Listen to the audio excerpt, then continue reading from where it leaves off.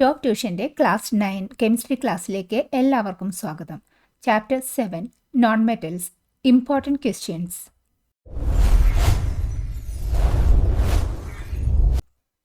Question: നമുക്ക് hydrogen gas ഉപയോഗിച്ചിരിക്കുന്ന ഒന്ന് രണ്ട് സിറ്റുവേഷൻസ് തന്നിട്ടുണ്ട്. ആ സിറ്റുവേഷനിൽ ഹൈഡ്രജൻ്റെ ഏത് പ്രോപ്പർട്ടി ആണ് ആ ഉപയോഗത്തിന് ഹൈഡ്രജനെ ഹെൽപ്പ് ചെയ്യുന്നത് എന്നാണ് ചോദിച്ചിരിക്കുന്നത്. ഇവിടെ ഫസ്റ്റ് സിറ്റുവേഷൻ തന്നിരിക്കുന്നത് ഹൈഡ്രജൻ ബലൂൺസിലൊക്കെ ഫില്ല് ചെയ്യാൻ വേണ്ടി എന്തുകൊണ്ടാണ് ഹൈഡ്രജൻ ഉപയോഗിക്കുന്നത്? ഹൈഡ്രജൻ ബലൂൺസിന് ഹൈഡ്രജൻ ഉപയോഗിക്കാൻ മെയിൻ കാരണം ഹൈഡ്രജൻ്റെ ഡെൻസിറ്റി വളരെ കുറവാണ്. ഏറ്റവും ലൈറ്റസ്റ്റ്, ഭാരം ഏറ്റവും കുറഞ്ഞ ഗ്യാസാണ് ഹൈഡ്രജൻ. ഡെൻസിറ്റി ചുറ്റിലുള്ള എയറിനേക്കാളും ഹൈഡ്രജൻ്റെ ഡെൻസിറ്റി കുറവായത് കാരണം ബലൂണിൽ നിറച്ച് കഴിയുമ്പോൾ ബലൂൺ നല്ല ഉയരത്തിലേക്ക് പൊങ്ങാൻ പറ്റും. കണ്ടിന്യൂഷൻ ക്വസ്റ്റ്യനാണ്. ഹൈഡ്രജൻ ഒരു ഫ്യൂവലായിട്ട് ഉപയോഗിക്കുന്നു.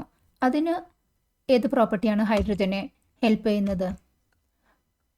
ഹൈഡ്രജൻ ഒരു ഫ്യൂവലായിട്ട് ഉപയോഗിക്കാൻ മെയിൻ കാരണം ഹൈഡ്രജൻ്റെ കലോറിഫിക് വാല്യൂ വളരെ കൂടുതലാണ്. ഹൈഡ്രജൻ്റെ calorific value 143 kilo joule per gram ആണ്. മറ്റ് പല ഫ്യൂവലുമായിട്ട് നോക്കുമ്പോൾ ഹൈഡ്രജൻ്റെ കലോറിഫിക് വാല്യൂസ് 143 നല്ല കൂടുതലാണ്. ബാക്കി ഹൈഡ്രോ കാർബൺസ്, പെട്രോൾ, കോൾ, അങ്ങനെ ബാക്കി ഫ്യൂവൽസിൻ്റെയൊക്കെ ഹൈഡ്രജൻ്റെ കലോറിഫിക് വാല്യൂ ആയിട്ട് കമ്പയർ ചെയ്യുമ്പോൾ വളരെ കുറവാണ്. അപ്പോൾ ഹൈഡ്രജൻ്റെ കലോറിഫിക് വാല്യൂ കൂടുതലാണ് എന്നതിന് അർത്ഥം ഹൈഡ്രജൻ ബേൺ ചെയ്യുമ്പോൾ, കത്തുമ്പോൾ നല്ല വലിയ എമൗണ്ടിൽ ഹീറ്റ് എനർജീനെ പ്രൊഡ്യൂസ് ചെയ്യിക്കാൻ പറ്റും. അതുകൊണ്ട് ഒരു ഗുഡ് ഫ്യൂവലായിട്ട് ഹൈഡ്രജൻ ഉപയോഗിക്കാൻ പറ്റും. 143 കിലോ ജൂൾ പെർ ഗ്രാം ആണ് ഹൈഡ്രജൻ്റെ കലോറിഫിക് വാല്യൂ. അതായത് 1 ഗ്രാം ഹൈഡ്രജൻ കത്തുമ്പോൾ 143 kilo joule heat energy produce ചെയ്യും. Question: write the important uses of hydrogen. ഹൈഡ്രജൻ്റെ കുറച്ച് ഉപയോഗങ്ങളാണ് എഴുതാൻ പറഞ്ഞിരിക്കുന്നത്.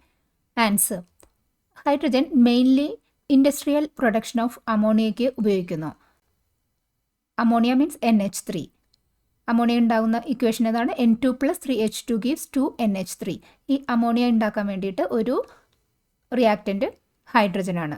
അതാണ് ഹൈഡ്രജൻ ഇൻഡസ്ട്രിയൽ യൂസ് ഒന്ന്. ഹൈഡ്രജൻ്റെ മറ്റൊരു ഇൻഡസ്ട്രിയൽ യൂസ് തന്നെയാണ് industrial production of methanol, CH3OH. CH3OH മെത്തനോളിൻ്റെ preparation CO + 2H2 gives CH3OH.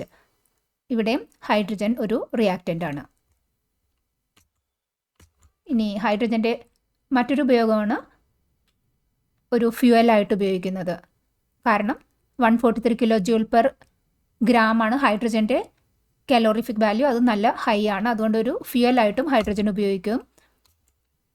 ഹൈഡ്രജൻ്റെ വേറൊരു ഉപയോഗമാണ് റെഡ്യൂസിങ് ഏജൻ്റായിട്ട്. മെറ്റലർജിയിൽ മെറ്റൽ ഓക്സൈഡിൻ്റെ റിഡക്ഷന് വേണ്ടിയിട്ട് ഹൈഡ്രജൻ ഉപയോഗിക്കുന്നു. ഹൈഡ്രജൻ്റെ മറ്റൊരു ഉപയോഗമാണ് സാച്ചുറേറ്റഡ് ഓയിൽസിൻ്റെ പ്രിപ്പറേഷൻസ്, ലൈക്ക് വനസ്പതി മാതിരിയുള്ള ആ സാച്ചുറേറ്റഡ് ഓയിൽസിൻ്റെ പ്രിപ്പറേഷനിലും നമ്മൾ ഹൈഡ്രജൻ ഉപയോഗിക്കുന്നുണ്ട്. ഇവിടെ ഓയിൽസിനെ ഹൈഡ്രജൻ ഉപയോഗിച്ച് ഹൈഡ്രോജനേറ്റ് ചെയ്ത് സാച്ചുറേറ്റഡ് ഫോമിലേക്ക് മാറ്റുന്ന ആ പ്രോസസ്സിനും ഹൈഡ്രജനാണ് ഉപയോഗിക്കുന്നത്. ക്വസ്റ്റ്യൻ: അലോട്രോപ്സ് എന്നാൽ എന്താണ്? അലോട്രോപ്സിൻ്റെ കുറച്ച് എക്സാമ്പിളും പറയണം. ആൻസർ: അലോട്രോപ്സ് എന്നാൽ ഒരു എലമെൻറ്റിൻ്റെ തന്നെ ഡിഫറെൻറ്റ് ഫോംസ് ആണ്. അതായത് ഒരു എലമെൻറ്റിൻ്റെ തന്നെ എന്ന് പറയുമ്പോൾ അതിനകത്ത് ആറ്റമിക് നമ്പർ സെയിം ആയിരിക്കും. എല്ലാ അലോട്രോപ്സിലും ആ സെയിം ആറ്റമിക് നമ്പർ തന്നെ ആയിരിക്കും, ബിക്കോസ് സെയിം എലമെൻ്റ് ആണത്. പക്ഷേ ആ ഓരോ അലോട്രോപ്സിലും ഈ എലമെൻറ്റിൻ്റെ മൾട്ടിപ്പിൾ ആറ്റംസ് കണക്ട് ചെയ്തിരിക്കുന്ന രീതിക്ക് വ്യത്യാസം ഉണ്ടാകും. ഫോർ എക്സാമ്പിൾ, ഇത് കാർബണിൻ്റെ ഒരു അലോട്രോപ്പാണ്. ഇവിടെ ഒരു കാർബൺ ആറ്റം ചുറ്റുമുള്ള 4 കാർബൺ ആറ്റമായിട്ട് ഇങ്ങനെ ലിങ്ക് ചെയ്തിരിക്കുന്നു. വേറൊരു അലോട്രോപ്പിൽ ഇങ്ങനെ ഒരു ഹോളോ സ്ട്രക്ചറിലാണ് കണക്ഷൻ വന്നിരിക്കുന്നത്. ഈ അലോട്രോപ്പിൽ നോക്കുകയാണെങ്കിൽ ഒരു കാർബൺ 3 കാർബണായിട്ട് ലിങ്ക് ചെയ്ത്, അങ്ങനെ ആ ലിങ്കേജ് മാത്രമാണ് വ്യത്യാസമുള്ളൂ. അങ്ങനെയാണ് ഡിഫറെൻറ്റ് അലോട്രോപ്സ് ആയിട്ട് മാറുന്നത്. ഇങ്ങനെ ഡിഫറെൻറ്റ് ഫോംസ്, ഫിസിക്കൽ പ്രോപ്പർട്ടീസ് ഉള്ള ഡിഫറെൻറ്റ് ഫോംസ് ആകുന്ന ആ ഫിനോമിനൻ പറയുന്ന പേരാണ് അലോട്രോപ്പി. അലോട്രോപ്സ് ആയി നിൽക്കാനുള്ള ആ ഒരു ഫിനോമിനയാണ് അലോട്രോപ്പി എന്ന് പറയുന്നത്. കാർബണിൻ്റെ അലോട്രോപ്സ് എക്സാമ്പിളാണ് ഡയമണ്ട്, ഗ്രാഫൈറ്റ്, ചാർക്കോൾ, കോൾ. ഡയമണ്ടും ഗ്രാഫൈറ്റും, ഡയമണ്ട് സ്ട്രക്ചർ ഇതാണ്, ഗ്രാഫൈറ്റ് ഇത്, ചാർക്കോളിനൊക്കെ ഒരു ഡിഫറെൻറ്റ് ഒരു സ്ട്രക്ചറാണല്ലോ, അതായത് ക്രിസ്റ്റലൈൻ സ്ട്രക്ചർ ഇല്ലാത്ത ഫോമാണ് ചാർക്കോൾ, കോൾ ഒക്കെ. ബട്ട് അതെല്ലാനും കാർബണിൻ്റെ തന്നെയാണ് അലോട്രോപ്സ്. കാർബൺ തന്നെയാണ്, പക്ഷേ അതിൻ്റെ അറേഞ്ച്മെൻറ്റ് ഓഫ് ആറ്റംസ് മാത്രമാണ് വ്യത്യാസമുള്ളത്. അതാണ് അലോട്രോപ്സ്. ക്വസ്റ്റ്യൻ: അമോർഫസ് അലോട്രോപ്സ് എന്നാൽ എന്താണ്? എക്സാമ്പിൾ പറയുക. അമോർഫസ് അലോട്രോപ്സ് എന്നാൽ ഒരു സ്പെസിഫിക് ആയിട്ടുള്ള ക്രിസ്റ്റലൈൻ സ്ട്രക്ചർ ഇല്ല, ഡെഫിനിറ്റ് ക്രിസ്റ്റലൈൻ സ്ട്രക്ചർ ഇല്ലാത്ത അലോട്രോപ്സിനെയാണ് അമോർഫസ് അലോട്രോപ്പ് എന്ന് പറയുന്നത്. അമോർഫസ് അലോട്രോപ്സ് ഓഫ് കാർബൺ ഏതൊക്കെയാണ്? Charcoal, coke, lampblack, coal. ഇതെല്ലാം കാർബൺ തന്നെയാണ്, അതിൽ സ്പെസിഫിക് ക്രിസ്റ്റലൈൻ സ്ട്രക്ചർ ഇല്ലാത്ത അമോർഫസ് അലോട്രോപ്സ് ആണ്. ക്വസ്റ്റ്യൻ: ഡയമണ്ടിനെയും ഗ്രാഫൈറ്റിനെയും കമ്പയർ ചെയ്യാനാണ് പറഞ്ഞിരിക്കുന്നത്. ഡയമണ്ടിൻ്റെയും ഗ്രാഫൈറ്റിൻ്റെയും ഹാർഡ്നെസ്, കണ്ടക്ടിവിറ്റി, അതിനെല്ലാം കമ്പയർ ചെയ്തിട്ടാണ് ആൻസർ എഴുതേണ്ടത്. ഇവിടെ ഡയമണ്ട് നമ്മൾ ഓൾറെഡി കണ്ടു. ഡയമണ്ടിൻ്റെ സ്ട്രക്ചർ ഒരു ക്രിസ്റ്റലൈൻ സ്ട്രക്ചറാണ്, ഒരു ഡെഫിനിറ്റ് ക്രിസ്റ്റലൈൻ സ്ട്രക്ചറുള്ള ക്രിസ്റ്റലൈൻ അലോട്രോപ്പ് ആണ് ഡയമണ്ട്, കാർബണിൻ്റെ. ഇവിടെ ആറ്റംസ് ഇങ്ങനെയാണ് അറേഞ്ച് ചെയ്തിരിക്കുന്നത്. ഇവിടെ ഒരു കാർബൺ ചുറ്റുമുള്ള 4 കാർബൺ ആറ്റവുമായിട്ടാണ് ലിങ്ക് ചെയ്തിരിക്കുന്നത്. അതായത് കാർബണിൻ്റെ വാലൻസി 4 ആണ്. ആ 4 ഇലക്ട്രോൺസും ചുറ്റുമുള്ള 4 കാർബൺ ആറ്റവുമായിട്ട് ലിങ്ക് ചെയ്തു. അതായത് ഫ്രീ ആയിട്ട് ഇലക്ട്രോൺസ് ഒന്നും ഇനി ഈ ഓരോ കാർബണിലും ഇല്ല. അതായത് ഈ ക്രിസ്റ്റലൈൻ സ്ട്രക്ചർ ഡയമണ്ടിന് ഒരു ഹാർഡായിട്ടുള്ള ഒരു സ്ട്രക്ചർ കൊടുക്കും. ഡയമണ്ടാണ് ഹാർഡസ്റ്റ് സബ്സ്റ്റൻസ്. അപ്പോൾ ഈ ക്രിസ്റ്റലൈൻ സ്ട്രക്ചർ കൊണ്ടിട്ടാണ് ആ ഹാർഡ്നെസ് ഡയമണ്ടിന് കിട്ടിയിരിക്കുന്നത്. പിന്നെ ഈ ഓരോ കാർബണിലെയും എല്ലാ ഔട്ടർ മോസ്റ്റ് ഷെൽ ഇലക്ട്രോൺസും ചുറ്റുമുള്ള കാർബൺ ആറ്റവുമായിട്ട് 4 കാർബൺ ആറ്റവുമായിട്ട് ലിങ്ക് ആയത് കാരണം ഫ്രീ ഇലക്ട്രോൺസ് ഇല്ല. അതുകൊണ്ട് ഡയമണ്ട് ഇലക്ട്രിക്കൽ കണ്ടക്ഷൻ നടത്തില്ല, കണ്ടക്ടിവിറ്റി ഇല്ല, ബിക്കോസ് ഫ്രീ ഇലക്ട്രോൺസ് ഇല്ല. ഇനി ഗ്രാഫൈറ്റ്. ഇതാണ് ഗ്രാഫൈറ്റിൻ്റെ സ്ട്രക്ചർ. ഗ്രാഫൈറ്റ് ഒരു ലെയേഴ്സ് ആയിട്ടുള്ളതാണ് സ്ട്രക്ചർ ഗ്രാഫൈറ്റിനുള്ളത്. ഇവിടെ ഒരു കാർബൺ ആറ്റം സെയിം ലെയറിലുള്ള മറ്റ് 3 കാർബൺ ആറ്റവുമായിട്ട് ലിങ്കിങ് ആണ്. അപ്പോൾ കാർബണിൻ്റെ വാലൻസി 4 ആണ്. 3 കാർബൺ ആറ്റവുമായിട്ട് മാത്രമാണ് ലിങ്കേജ് നടന്നിട്ടുള്ളൂ. അതായത് 3 ഇലക്ട്രോൺസ് മാത്രമാണ് ബോണ്ടിങ്ങിൽ ഏർപ്പെടുത്തിയിട്ടുള്ളൂ. 1 ഇലക്ട്രോൺ ഫ്രീ ആണ്. ഗ്രാഫൈറ്റിലെ ആ ഒരു ഫ്രീ ഇലക്ട്രോൺ പ്രസൻ്റ് ആണ്. ഇനി ഈ ലെയർഡ് സ്ട്രക്ചർ ആയത് കാരണം ഈ ലെയേഴ്സിന് സ്ലൈഡിങ് ഓപ്ഷൻ ഉണ്ട്. അതുകൊണ്ട് സോഫ്റ്റ് ആണ്. ഡയമണ്ടുമായിട്ട് കമ്പയർ ചെയ്യുമ്പോൾ ഗ്രാഫൈറ്റ് സോഫ്റ്റ് ആണ്. ഇനി ഫ്രീ ഇലക്ട്രോൺസ് അവൈലബിൾ ആയത് കാരണം ഗ്രാഫൈറ്റിന് ഇലക്ട്രിസിറ്റി കണ്ടക്ട് ചെയ്യാൻ പറ്റും. ക്വസ്റ്റ്യൻ: ഗ്രാഫീൻ എന്നാൽ എന്താണ്? ഗ്രാഫീൻ്റെ ഏതൊക്കെ പ്രോപ്പർട്ടീസാണ് അതിനെ നാനോ ടെക്നോളജി ഫീൽഡിൽ ഉപയോഗിക്കാനായിട്ട് ഹെൽപ്പ് ചെയ്യുന്നത്? ഇതാണ് ക്വസ്റ്റ്യൻ. ഗ്രാഫീൻ കാർബണിൻ്റെ ഒരു ക്രിസ്റ്റലൈൻ അലോട്രോപ്പാണ്. നമ്മൾ ഓൾറെഡി കണ്ടു, ഗ്രാഫൈറ്റിൽ മൾട്ടിപ്പിൾ ലെയേഴ്സായിട്ട് ഉള്ള അലോട്രോപ്പിക് സ്ട്രക്ചർ. ഇവിടെ ഗ്രാഫീനിൽ വരുമ്പോൾ അതിൽ ഒരേ ഒരു സിംഗിൾ ലെയറാണ്. ഗ്രാഫൈറ്റിൽ മൾട്ടിപ്പിൾ ലെയേഴ്സിലുള്ളത് ഒരു സിംഗിൾ ലെയറായിട്ട് ഇരിക്കുമ്പോൾ അത് graphene, crystalline allotrope of carbon. ഒരു സിംഗിൾ ലെയർ, ഇതിൽ ഓരോ കാർബൺ ആറ്റം ഈ ഹെക്സഗണൽ ഷേപ്പിലിങ്ങനെ അറേഞ്ച് ചെയ്തിരിക്കുന്ന ഒരു സിംഗിൾ ലെയറിൽ. ഇവിടെ ഒരു കാർബൺ ആറ്റം നോക്കുകയാണെങ്കിൽ 3 അതർ കാർബൺ ആറ്റവുമായിട്ടാണ് ലിങ്കേജ് ഉള്ളത്. കാർബണിൻ്റെ ബാലൻസ് 4 ആണ്. 3 ഔട്ടർ മോസ്റ്റ് ഇലക്ട്രോൺ മാത്രമാണ് ബോണ്ടിങ്ങിൽ ഏർപ്പെടുത്തിയിട്ടുള്ളൂ. അപ്പോൾ ഗ്രാഫീനിൽ ഒരു ഫ്രീ ഇലക്ട്രോൺ ഉണ്ട്. ഇവിടെ ഒരു സിംഗിൾ ലെയർ ഉള്ളത് കാരണം ഗ്രാഫീൻ്റെ സ്ട്രക്ചർ നല്ല തിന്നാണ്. പിന്നെ ലൈറ്റ് വെയ്റ്റ് ആണ്. എന്നിരുന്നാൽ തന്നെയും സ്റ്റീലിനേക്കാളും സ്ട്രോങ്ങർ ആണ്. കൂടുതൽ സ്ട്രോങ് ആയിട്ടുള്ള സ്ട്രക്ചറാണ് ഇവിടെ ഗ്രാഫീനിലുള്ളത്. അങ്ങനെ തിന്നാണ്, ലൈറ്റ് വെയ്റ്റ് ആണ്, സ്ട്രോങ്ങർ ദാൻ സ്റ്റീലാണ്. ഇതൊക്കെയാണ് നാനോ ടെക്നോളജീനെ ഗ്രാഫീനുമായിട്ട് കണക്ട് ചെയ്യുന്നത്. ഫ്രീ ഇലക്ട്രോൺസ് ഉള്ളത് കാരണം ഇലക്ട്രിക്കൽ കണ്ടക്ടിവിറ്റി ഉണ്ട്, കൂടാതെ തെർമൽ കണ്ടക്ടിവിറ്റിയും ഗ്രാഫീനിൽ കൂടുതലാണ്. ഇങ്ങനെ ഒരു സിംഗിൾ ലെയർ, അതായത് 1 ആറ്റം തിക്നെസ് ആയത് കാരണം ഈ ഗ്രാഫീൻ്റെ സ്ട്രക്ചർ നാനോ ടെക്നോളജീനെ റെവല്യൂഷനൈസ് ചെയ്യാനായിട്ട് ഹെൽപ്പ് ചെയ്യും. Question: what is fullerenes? Give 2 examples. Fullerenes എന്നാൽ എന്ത്? 2 എക്സാമ്പിൾ ചോദിച്ചിട്ടുണ്ട്. ഫ്യൂലറൻസ് കാർബണിൻ്റെ ഒരു ക്രിസ്റ്റലൈൻ അലോട്രോപ്പാണ്. ക്രിസ്റ്റലൈൻ അലോട്രോപ്പിൻ്റെ കൂടെ തന്നെ സ്പെസിഫിക് ആയിട്ട് ജിയോമെട്രിക്കൽ ഷേപ്പും ഒരു ഹോളോ സ്ട്രക്ചറും കൂടി കൂടിയതാണ് ഈ ഫ്യൂലറൻസ് എന്ന് പറയുന്നത്. ഇവിടെ സ്പെസിഫിക് ജിയോമെട്രിക്കൽ ഷേപ്പ്, ഇവിടെ സ്ഫെറിക്കലാണ്, ഈ എക്സാമ്പിളിൽ സിലിണ്ട്രിക്കലാണ്.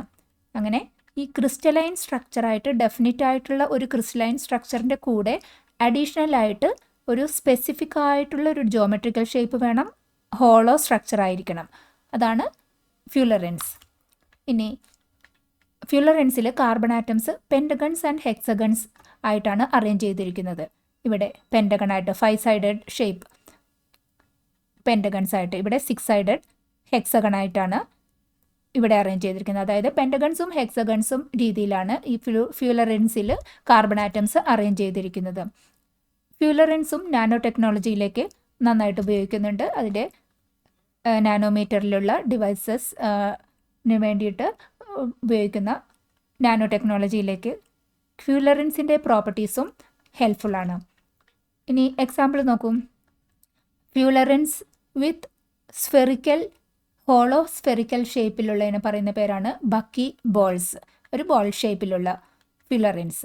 ഇനി സെക്കൻഡ് വൺ ബക്കി ട്യൂബ്സ്. ഇവിടെ ഫ്യൂലറൻസ് ഹോളോ സിലിണ്ട്രിക്കൽ സ്ട്രക്ചർ ആയിട്ടുള്ള ആ ഫ്യൂലറൻസിന് പറയുന്ന പേരാണ് ബക്കി ട്യൂബ്സ്.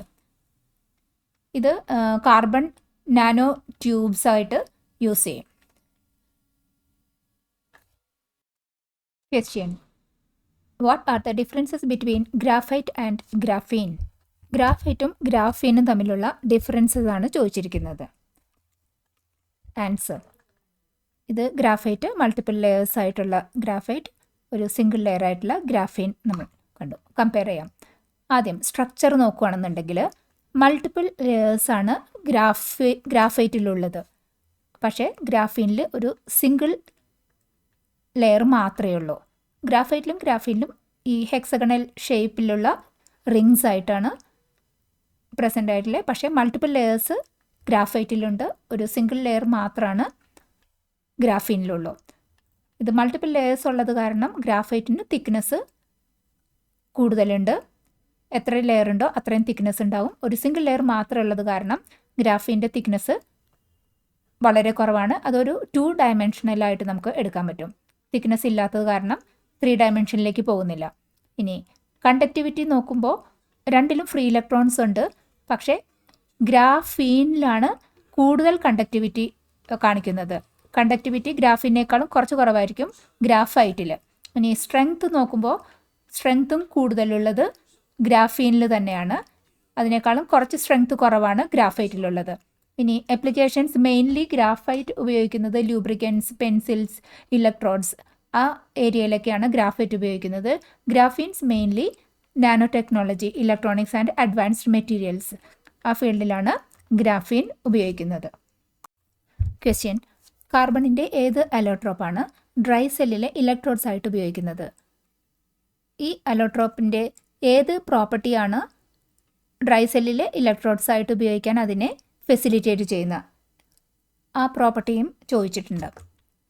ആൻസർ: കാർബണിൻ്റെ ഗ്രാഫൈറ്റ് എന്ന അലോട്രോപ്പാണ് ഡ്രൈ സെല്ലിലെ ഇലക്ട്രോഡ്സ് ആയിട്ട് നമ്മൾക്ക് ഉപയോഗിക്കുന്നത്. ഈ ഗ്രാഫൈറ്റിൽ അതിൻ്റെ ലെയേർഡ് സ്ട്രക്ചറാണുള്ളത്. ഓരോ കാർബണാറ്റത്തിലെ ഔട്ടർ മോസ്റ്റ് ഷെല്ലിൽ 3 ഇലക്ട്രോൺസ് ആണ് ചുറ്റുള്ള മറ്റ് കാർബണാറ്റവുമായിട്ട് ബോണ്ടിങ്ങിൽ ഏർപ്പെട്ടിട്ടുള്ളൂ. ഒരു ഫ്രീ ഇലക്ട്രോൺ ഉണ്ട്, 4ാമത്തെ ഇലക്ട്രോൺ ഫ്രീ ആണ്.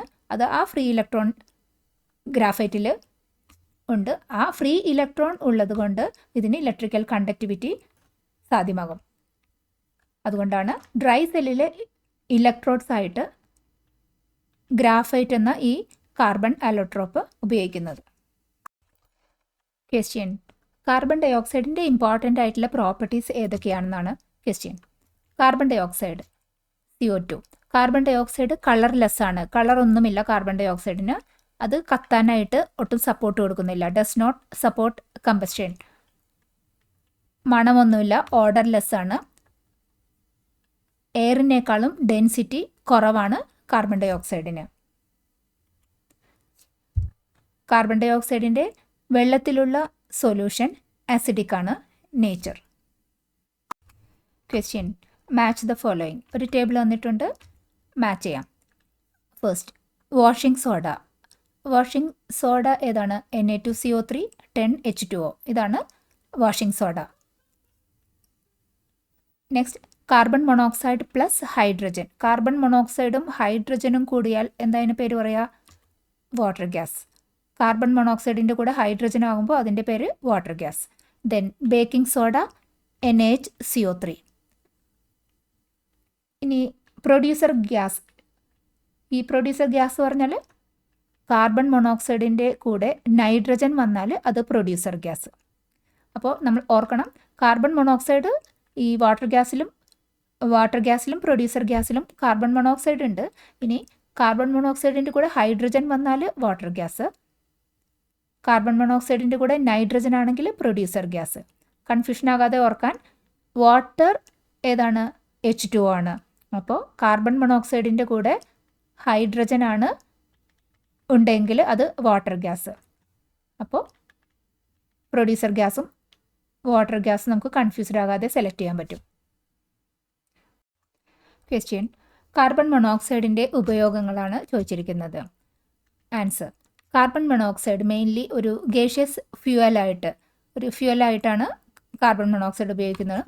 പിന്നെ കുറച്ച് ഇൻഡസ്ട്രിയൽ ഉപയോഗങ്ങൾ, വാട്ടർ ഗ്യാസിൻ്റെയും പ്രൊഡ്യൂസർ ഗ്യാസിൻ്റെയും നിർമ്മാണത്തിന് കാർബൺ മോണോക്സൈഡ് ഉപയോഗിക്കുന്നു. കാർബൺ മോണോക്സൈഡിൻ്റെ കൂടെ ഹൈഡ്രജനും ചേർന്നുള്ളതാണ് വാട്ടർ ഗ്യാസ്. കാർബൺ മോണോക്സൈഡിൻ്റെ കൂടെ നൈട്രജനും കൂടി ചേർന്നതാണ് producer gas.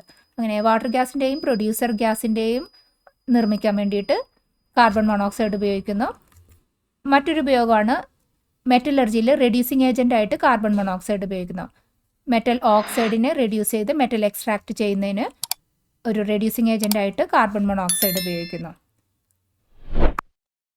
Question: write the uses of carbon dioxide. Carbon ഡൈ ഓക്സൈഡിൻ്റെ ഉപയോഗങ്ങൾ എന്തൊക്കെയാണ്? കാർബൺ ഡൈ ഓക്സൈഡ് ഫയർ എക്സ്റ്റിങ്ക്വിഷേഴ്സിൽ ഉപയോഗിക്കുന്നു. കാരണം കാർബൺ ഡൈ ഓക്സൈഡ് കമ്പഷനെ സപ്പോർട്ട് ചെയ്യുന്നില്ല. തീ കെടുത്താൻ വേണ്ടിയിട്ടാണ് കാർബൺ ഡൈ ഓക്സൈഡ് ഹെൽപ്പ് ചെയ്യുന്നത്. അതുകൊണ്ട് ഫയർ എക്സ്റ്റിങ്ക്വിഷേഴ്സിൽ കാർബൺ ഡൈ ഓക്സൈഡ് ഉപയോഗിക്കുന്നു. പിന്നെ സോഡ വാട്ടർ, സോഫ്റ്റ് ഡ്രിങ്ക്സ് അതിൻ്റെ എല്ലാ നിർമ്മാണത്തിന് കാർബൺ ഡൈ ഓക്സൈഡ് ഉപയോഗിക്കും. പിന്നെ washing soda Na2CO3 10H2O, baking soda NaHCO3 ഇതിൻ്റെ നിർമ്മാണത്തിലും കാർബൺ ഡൈ ഓക്സൈഡ് ഉപയോഗിക്കും. കാർബൺ ഡൈ ഓക്സൈഡിൻ്റെ മറ്റൊരു ഉപയോഗമാണ് കെമിക്കൽ ഫെർട്ടിലൈസേഴ്സ് ലൈക്ക് യൂറിയ, അതിൻ്റെ മാനുഫാക്ചറിന് ഉപയോഗിക്കുന്നു. വേറൊന്നാണ് കാർബോജൻ്റെ നിർമ്മാണത്തിലും കാർബൺ ഡൈ ഓക്സൈഡ് വേണം. കാർബോജൻ എന്ന് പറഞ്ഞാൽ a mixture of 95% oxygen 5% carbon ഡൈ ഓക്സൈഡുമാണ്. ഈ കാർബോജൻ ആർട്ടിഫിഷ്യലായി റെസ്പിറേഷൻ വേണ്ടിയിട്ട് ഉപയോഗിക്കുന്നു. ഈ ശ്വാസമൊക്കെ ബുദ്ധിമുട്ടുള്ള സമയത്തിൽ ആർട്ടിഫിഷ്യലായിട്ടുള്ള ഓക്സിജൻ കൊടുക്കാൻ വേണ്ടിയിട്ടുള്ള കാർബോജൻ്റെ നിർമ്മാണത്തിലും കാർബൺ ഡൈ ഓക്സൈഡ് ഉപയോഗിക്കും. കാർബൺ ഡൈ ഓക്സൈഡിൻ്റെ വേറൊരു ഉപയോഗമാണ് dry ice, solid carbon dioxide. അതിന് പറയുന്ന പേരാണ് ഡ്രൈ ഐസ്. ഡ്രൈ ഐസ് ആയിട്ട് ഉപയോഗിക്കുമ്പോൾ കാർബൺ ഡൈ ഓക്സൈഡ് അത് ഒരു സ്മോക്കി ഇഫക്റ്റ് ഒക്കെ സ്റ്റേജിൽ പ്രൊഡ്യൂസ് ചെയ്യാൻ വേണ്ടിയിട്ട് കാർബൺ ഡൈ ഓക്സൈഡിൻ്റെ സോളിഡ് ഫോം ഡ്രൈ ഐസ് ആയിട്ട് ഉപയോഗിക്കും. ക്വസ്റ്റ്യൻ: ഇവിടെ ചോദിച്ചിരിക്കുന്നത് ഫ്യൂവൽസ് ബേൺ ചെയ്യുമ്പോൾ ആവശ്യത്തിന് ഓക്സിജൻ സപ്ലൈ ഇല്ലാത്ത സിറ്റുവേഷൻ ആണെന്നുണ്ടെങ്കിൽ അത് ഡേഞ്ചറസ് ആണ് എന്ന് പറയാറുണ്ട്. അതിൻ്റെ കാരണമാണ് ചോദിച്ചിരിക്കുന്നത്. നോക്കാം. ഫ്യൂവൽസ് ബേൺ ചെയ്യുക എന്ന് പറയുമ്പോൾ ഫ്യൂവൽസിലെ കാർബൺ ബേൺ ചെയ്ത് ഓക്സിജനുമായിട്ടാണ് റിയാക്ഷൻ നടത്തിയിട്ട് ജനറലി ഉണ്ടാകുന്ന പ്രോഡക്ട്സ് കാർബൺ മോണോക്സൈഡ് CO, പിന്നെ കാർബൺ ഡൈ ഓക്സൈഡ് CO2. ഇതാണ് കാർബൺ മോണോക്സൈഡും കാർബൺ ഡയോക്സൈഡും ഒക്കെയാണ് ഫ്യൂവൽസ് ബേൺ ചെയ്യുമ്പോൾ ജനറേറ്റ് ചെയ്യുന്നത്. ഫ്യൂവൽസ് കത്തുമ്പോൾ ആവശ്യത്തിന് ഓക്സിജൻ സപ്ലൈ ഇല്ലാതിരിക്കുന്ന സിറ്റുവേഷനിൽ മെയിൻലി ജനറേറ്റ് ചെയ്യുന്നത് കാർബൺ മോണോക്സൈഡ് CO ആയിരിക്കും. ആവശ്യത്തിന് ഓക്സിജൻ സപ്ലൈ ഉണ്ടെങ്കിൽ മാത്രമാണ് കാർബൺ ഡയോക്സൈഡിലേക്ക് പോകുള്ളൂ. ഇവിടെ 2C+O2 gives 2CO. ഇവിടെ 2 കാർബൺ 2 മോൾ കാർബൺ 1 മോൾ, അതായത് മോൾസിൽ നോക്കുകയാണെന്നുണ്ടെങ്കിൽ ഓക്സിജനേക്കാളും കൂടുതലുള്ളത് കാർബൺ ഡയോക്സൈഡാണ്. 2:1 റേഷ്യോയിലാണ് കാർബണും ഓക്സിജനും ഉള്ളത്. അതാണ് പറഞ്ഞത്, ഇവിടെ കാർബൺ കൂടുതലാണ്, ഓക്സിജൻ സപ്ലൈ കുറവാണ്. ആ കേസിലാണ് നമുക്ക് CO കിട്ടുന്നത്. ഇനി ആവശ്യത്തിന് ഓക്സിജൻ സപ്ലൈ ഉണ്ടാകുമ്പോൾ C+O2 രണ്ടും 1:1 റേഷ്യോയിലാണ്. അതായത് കാർബണിനും ഓക്സിജനും 1:1 റേഷ്യോയിലാവുമ്പോൾ ആവശ്യത്തിന് ഓക്സിജൻ ഉണ്ട്, അപ്പോൾ അത് CO2യിലേക്ക് മാറും. ഇനി ഇൻലിമിറ്റഡ് സപ്ലൈയിൽ വരുമ്പോൾ നമുക്ക് കിട്ടുന്നത് ഈ കാർബൺ മോണോക്സൈഡ് CO ആണ്. അത് ഒരു കൈൻഡ് ഓഫ് പോയിസണസ് ഗ്യാസ് ആണ്. ആ ഗ്യാസ് CO കാർബൺ മോണോക്സൈഡ് നമ്മൾ ശ്വസിച്ചിട്ടുണ്ടെങ്കിൽ നമ്മുടെ ബ്ലഡിലുള്ള ഹീമോഗ്ലോബിനുമായിട്ട് റിയാക്ട് ചെയ്ത് ഒരു സ്റ്റേബിൾ ആയിട്ടുള്ള ഒരു കാർബോക്സി ഹീമോഗ്ലോബിൻ എന്ന ഒരു കോമ്പൗണ്ടായിട്ട് മാറും. ഇതൊരു സ്റ്റേബിൾ കോമ്പൗണ്ട് ആയത് കാരണം നമ്മുടെ ബ്ലഡിൻ്റെ ഓക്സിജൻ ക്യാരിയിങ് കപ്പാസിറ്റി ഇത് നഷ്ടപ്പെടുത്തും. അപ്പോൾ ബ്ലഡിൽ കൂടെയുള്ള ഓക്സിജൻ സപ്ലൈ നല്ല എളുപ്പത്തിൽ നടക്കാതിരിക്കുന്ന സിറ്റുവേഷൻ ഡേഞ്ചറസ് ആണ്. അത് സഫക്കേഷനും മരണത്തിലേക്ക് വരെ അത് വഴിയാക്കും. അപ്പോൾ ഫ്യൂവൽസ് കത്തുമ്പോൾ ആവശ്യത്തിന് ഓക്സിജൻ സപ്ലൈ ഉണ്ടെന്ന് എൻഷുർ ചെയ്തിട്ടുണ്ടെങ്കിൽ നമുക്ക് കാർബൺ മോണോക്സൈഡിന് പകരം കാർബൺ ഡയോക്സൈഡിലേക്ക് മാറാൻ പറ്റും. ആ കാർബൺ ഡയോക്സൈഡ് ഡേഞ്ചറസ് അല്ല, കാർബൺ മോണോക്സൈഡ് മാതിരി പോയിസണസ് അല്ല കാർബൺ ഡയോക്സൈഡ്. ക്വസ്റ്റ്യൻ, നമുക്കൊരു സോൾട്ട് തന്നിട്ടുണ്ട്, അത് ഒരു കാർബണേറ്റ് സോൾട്ട് ആണ് എന്ന് നമുക്ക് എങ്ങനെയാണ് ഉറപ്പാക്കാൻ പറ്റുന്നത്? അതിനുള്ള ടെസ്റ്റാണ് ചോദിച്ചിരിക്കുന്നത്. ആൻസർ, നമുക്ക് തന്നിരിക്കുന്ന സോൾട്ട് അത് ഒരു കാർബണേറ്റ് സോൾട്ട് ആണ് എന്ന് നമുക്ക് ഉറപ്പാക്കാനായിട്ട് 2 സ്റ്റെപ്പിൽ കൂടെയാണ് നമ്മളത് ചെയ്യുന്നത്. ആദ്യത്തെ സ്റ്റെപ്പിൽ തന്നിരിക്കുന്ന സോൾട്ടിലേക്ക് ബേരിയം ക്ലോറൈഡ് ആഡ് ചെയ്യുക. അപ്പോൾ നമുക്കൊരു വെള്ള കളറിലെ വൈറ്റ് പ്രസിപ്പിറ്റേറ്റ് കിട്ടുകയാണ് എങ്കിൽ നമുക്ക് തന്നിരിക്കുന്ന സോൾട്ട് ഒരു കാർബണേറ്റ് സോൾട്ട് ആകാനുള്ള ഒരു ചാൻസ് ഉണ്ട്, ഉറപ്പാക്കാൻ പറ്റില്ല, ഒരു ചാൻസ് ഉണ്ട് എന്ന് മനസ്സിലാക്കാം. ഇവിടെ നടക്കുന്ന റിയാക്ഷൻ ഇതാണ്. കാർബണേറ്റ് സോൾട്ടാണ് നമുക്ക് തന്നിരിക്കുന്നതെന്ന് എടുക്കൂ. കാർബണേറ്റ്, സോഡിയം കാർബണേറ്റ് എക്സാമ്പിളായിട്ട് എടുത്തിട്ടാണ് ഇക്വേഷൻ എഴുതിയിരിക്കുന്നത്. സോഡിയം കാർബണേറ്റ് ബേരിയം ക്ലോറൈഡുമായിട്ട് റിയാക്ട് ചെയ്യുമ്പോൾ കിട്ടുന്നത് ബേരിയം കാർബണേറ്റ് ആൻഡ് NaCl. ഇത് ഒരു double displacement റിയാക്ഷനാണ്. BaCl2 + Na2CO3 gives BaCO3 + 2NaCl. BaCO3 ആദ്യത്തെ പ്രോഡക്റ്റ്, NaCl രണ്ടാമത്തെ പ്രോഡക്റ്റ്. ഈ BaCO3 ആണ് ഈ വൈറ്റ് പ്രസിപ്പിറ്റേറ്റ് ആയിട്ട് നമുക്ക് കാണാൻ പറ്റുന്നത്. തന്നിരിക്കുന്ന സൊല്യൂഷനിൽ ബേരിയം ക്ലോറൈഡ് ആഡ് ചെയ്യുമ്പോൾ വൈറ്റ് പ്രസിപ്പിറ്റേറ്റ് കിട്ടിയാൽ അത് കാർബണേറ്റ് സോൾട്ട് ആകാനുള്ള ചാൻസ് ഉണ്ട് എന്ന് മനസ്സിലായി, കാരണം BaCO3 ആണ് അവിടെ ഫോം ചെയ്തിരിക്കുന്നത്. ഇനി അതെങ്ങനെയാണ് ഉറപ്പിക്കുന്നത്? ഉറപ്പാക്കി പറയണമെന്നുണ്ടെങ്കിൽ ഈ രണ്ടാമത്തെ സ്റ്റെപ്പ് ചെയ്യുക. സ്റ്റെപ്പ് 2ൽ ഈ വൈറ്റ് പ്രസിപ്പിറ്റേറ്റ് ഫോം ചെയ്ത് കിട്ടിയ അതിലേക്ക് ഡൈല്യൂട്ട് ഹൈഡ്രോക്ലോറിക് ആസിഡ് ആഡ് ചെയ്യുക. അപ്പോൾ ആ വൈറ്റ് പ്രസിപ്പിറ്റേറ്റ് കംപ്ലീറ്റ് ആയിട്ട് ഡിസോൾവ് ചെയ്ത് ഒരു ക്ലിയർ കളർലെസ് സൊല്യൂഷനായി മാറുകയാണെന്നുണ്ടെങ്കിൽ നമുക്ക് തന്നിരിക്കുന്ന സൊല്യൂഷൻ ഒരു കാർബണേറ്റ് സോൾട്ട് ആണെന്ന് നമുക്ക് കൺക്ലൂഡ് ചെയ്യാൻ പറ്റും. അപ്പോൾ നടക്കുന്ന റിയാക്ഷൻ ഇതാണ്. ഈ വൈറ്റ് പ്രസിപ്പിറ്റേറ്റ് BaCO3യിലേക്ക് ഹൈഡ്രോക്ലോറിക് ആസിഡ് ആഡ് ചെയ്യുമ്പോൾ BaCO3 + 2HCl gives BaCl2 + H2O + CO2. ഈ barium carbonate plus hydrochloric acid, ഈ റിയാക്ഷൻ അതും ഒരു ഡബിൾ ഡിസ്പ്ലേസ്മെൻറ്റ് റിയാക്ഷൻ്റെ കൂടെ ഒരു ഡീകമ്പോസിഷൻ റിയാക്ഷനും കൂടിയാണ് നടക്കണേ. ഇവിടെ ആദ്യം Ba and Cl കൂടുമ്പോൾ BaCl2, പിന്നെ CO3യും ഈ ഹൈഡ്രജൻ ഇത് റിയാക്ട് ചെയ്യുമ്പോൾ ആദ്യം കിട്ടുന്നത് കാർബോണിക് ആസിഡ് H2CO3 ആണ്. ആ H2CO3 ഡീകമ്പോസ് ചെയ്തിട്ടാണ് H2O + CO2 ആയിട്ട് മാറുന്നത്. അപ്പോൾ second സ്റ്റെപ്പിലെ combined reaction BaCO3 plus 2HCl gives BaCl2 plus H2O plus CO2. ഈ സെക്കൻഡ് സ്റ്റെപ്പിൽ വൈറ്റ് പ്രസിപ്പിറ്റേറ്റ് ആയ ബൈരിയം കാർബണേറ്റ് ഹൈഡ്രോക്ലോറിക് ആസിഡുമായിട്ട് റിയാക്ട് ചെയ്ത് കിട്ടുന്ന ഈ BaCl2, ആ BaCl2 ആണ് കളർലെസ് ആയിട്ടുള്ള കോമ്പൗണ്ടായിട്ട് മാറുന്നത്. അത് BaCl2ന് കളറില്ല.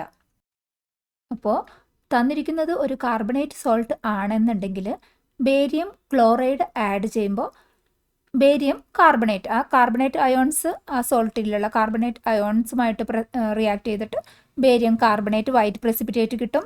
അപ്പോൾ ചാൻസ് ഓഫ് കാർബണേറ്റ് അയോൺസ് നമ്മൾ കൺക്ലൂഡ് ചെയ്ത് അവിടെ. ഇനി അത് ഉറപ്പിക്കാൻ വേണ്ടി ആ വൈറ്റ് പ്രസിപ്പിറ്റേറ്റിലേക്ക് HCl ആഡ് ചെയ്തു. HCl ആഡ് ചെയ്ത് കഴിയുമ്പോൾ മെറ്റൽ കാർബണേറ്റ് ആസിഡുമായി റിയാക്ട് ചെയ്യുമ്പോൾ salt plus water plus carbon dioxide മാറി. ഈ വൈറ്റ് പ്രസിപ്പിറ്റേറ്റിൽ നിന്ന് ഈ കളർലെസ് ആയിട്ടുള്ള ഒരു സോൾട്ടിലേക്ക് മാറിയപ്പോൾ നമുക്ക് കൺക്ലൂഡ് ചെയ്തു തന്നിരിക്കുന്നത് ഒരു കാർബണേറ്റ് സോൾട്ടാണ്. ക്വസ്റ്റ്യൻ: നോർമൽ കണ്ടീഷനിൽ നൈട്രജൻ ഇനേർട്ടാണ്, അധികം റിയാക്ഷൻസിൽ ഏർപ്പെടുന്നില്ല. അതിൻ്റെ കാരണമാണ് ചോദിച്ചിരിക്കുന്നത്. നോക്കാം. നൈട്രജൻ ആറ്റമിക് നമ്പർ 7 ആണ്.